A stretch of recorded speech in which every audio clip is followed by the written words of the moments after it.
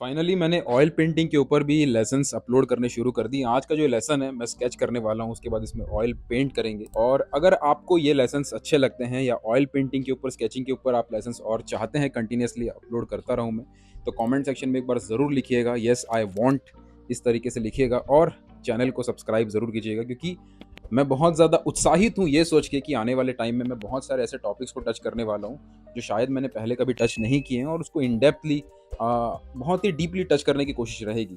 तो stay connected. अभी तक जो भी आपने प्यार दिया मेरे सारे वीडियोस को, सारे लेसन्स को, उसके लिए बहुत बहुत दिल से धन्यवाद। Thanks, love you.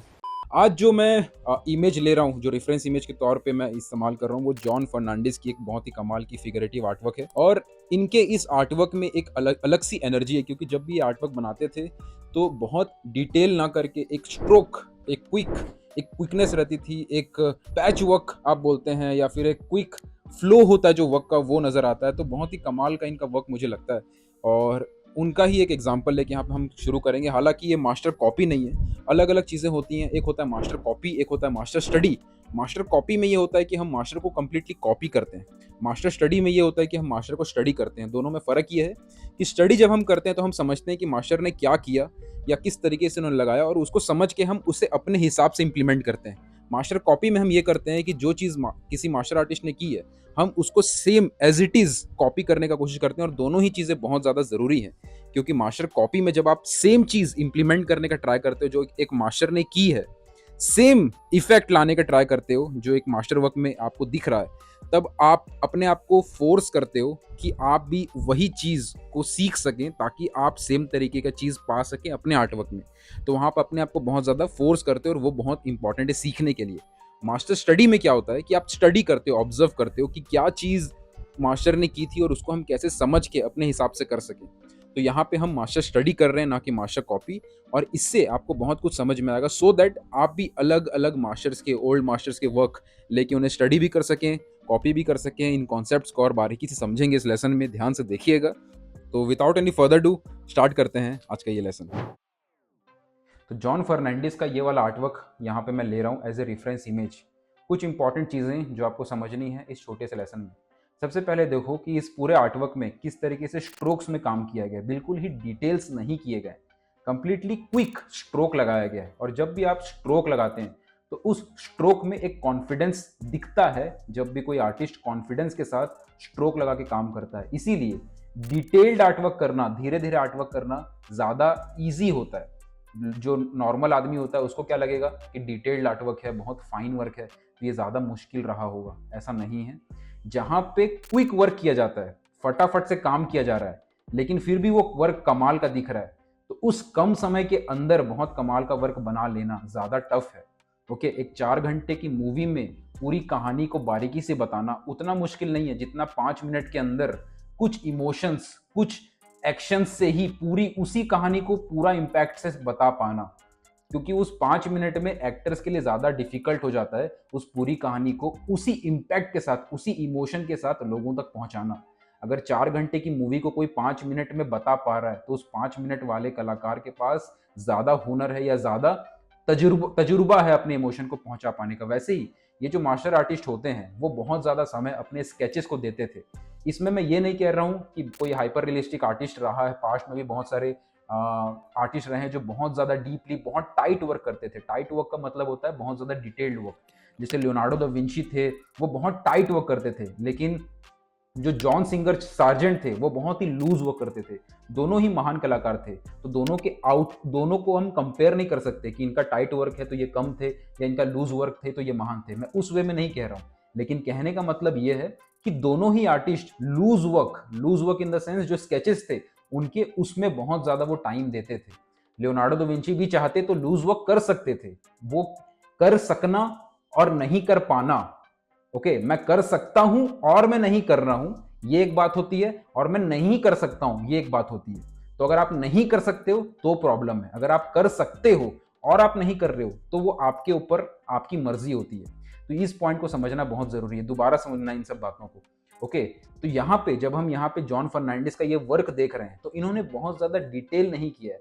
ड्रापरी में, चेहरे में बहुत ज्यादा डिटेलिंग्स नहीं की है, एक एक बारीकी को नहीं बनाया है।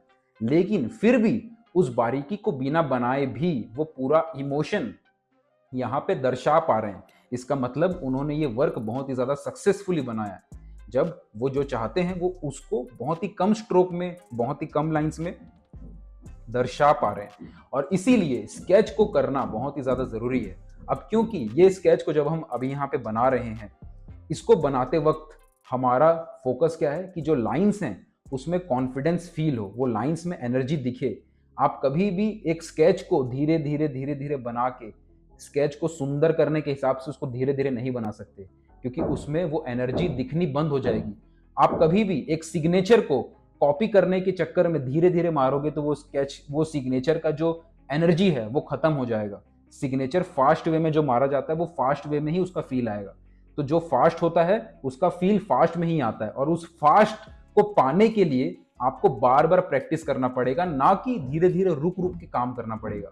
तो इसीलिए अपने स्केचिंग को इंप्रूव करने के लिए आपको बार बार, हजारों बार स्केच करना ही पड़ेगा, ना कि ये सोचना पड़ेगा कि अगर ये स्केच बनाना है मेरे को और कम लाइंस में मेरे को बनाना है तो मैं थोड़ा धीरे धीरे ठीक, बार बार मिटा मिटा के ठीक कर करके बना दूं।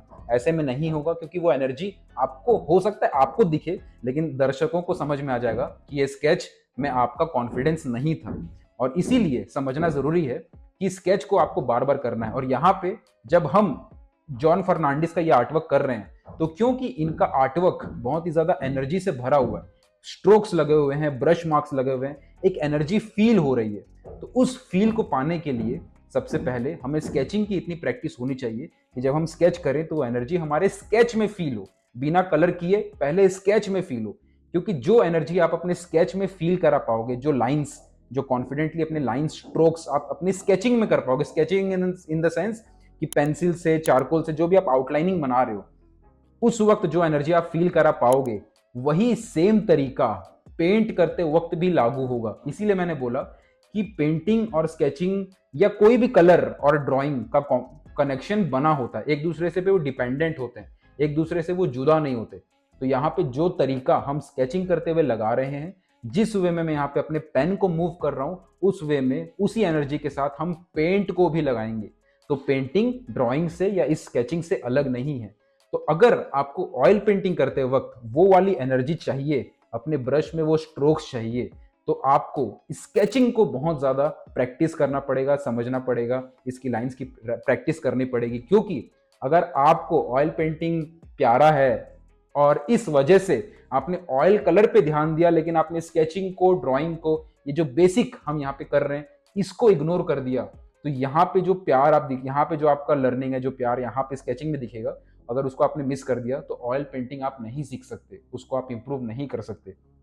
इसीलिए यहाँ पे मैंने शुरू किया है स्केचिंग को लेके, क्योंकि स्केचिंग की अंडरस्टैंडिंग, यहाँ पे जो हम स्केच कर रहे हैं जॉन फर्नांडिस के इस रेफरेंस इमेज को देख के, उसको अगर आप समझेंगे तभी ऑयल पेंटिंग करते वक्त भी वो नॉलेज आपको इस्तेमाल में आएगी। इसलिए हम डायरेक्टली पेंट पे जंप नहीं कर सकते बिना इस फंडामेंटल पार्ट को सीखे।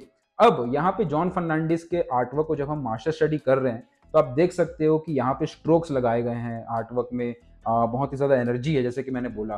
तो यही एक बहुत ही बड़ा प्लस पॉइंट भी होता है किसी मास्टर आर्टवर्क को स्टडी करने के पीछे, क्योंकि जो चीज़ मास्टर आर्टिस्ट ने की है वही चीज़ हम ट्राई करते हैं कि हमारे आर्टवर्क में हो सके।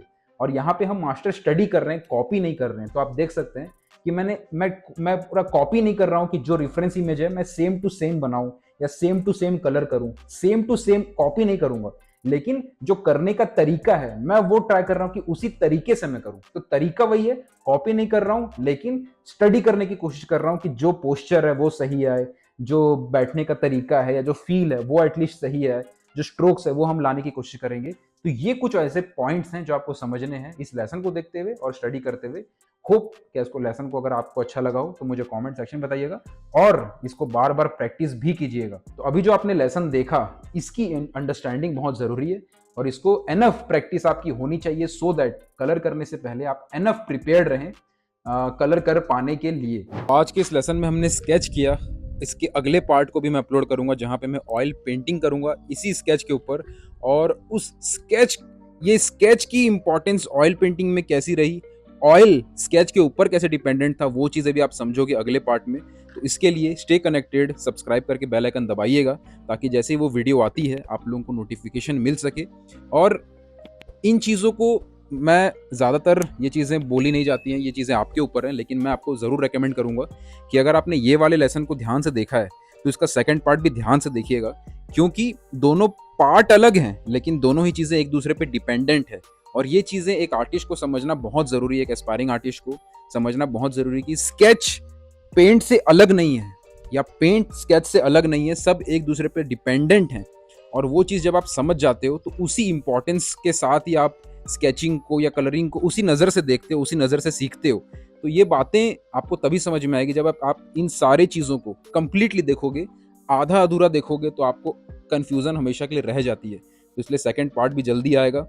Stay connected. ये वाला लेसन आपको कैसा लगा? इसको अगर आप इम्प्लीमेंट करें तो बहुत ज़्यादा सही रहेगा। सिर्फ देखें नहीं, प्रैक्टिकली भी करें। सेकंड पार्ट के आने से पहले मैं तो कहूँगा कि कुछ अ, 10, 20, 30 बार कम से कम आप इस तरीके का स्केच ज़रूर बनाएँ ताकि अगले वाले पार्ट के लिए आप थोड़ा ज़्यादा मेंटली प्रिपेयर्ड हो सकें, थोड़ा ज़्यादा आप उसको एब्ज़ॉर्ब कर पाएँ जो भी उसमें इन्फॉर्मेशन रहे उस चीज़ को। अब मिलेंगे आने वाले लेसन में। Thank you so much for watching this lesson, giving your time. And comment section में बताइएगा कि आपको लेसन्स कैसे लगे, और भी कोई सवाल हैं तो वो सारी चीज़ें भी आप कमेंट में ज़रूर बताइएगा। मिलेंगे अगले लेसन में। Thank you so much, take care, love you all.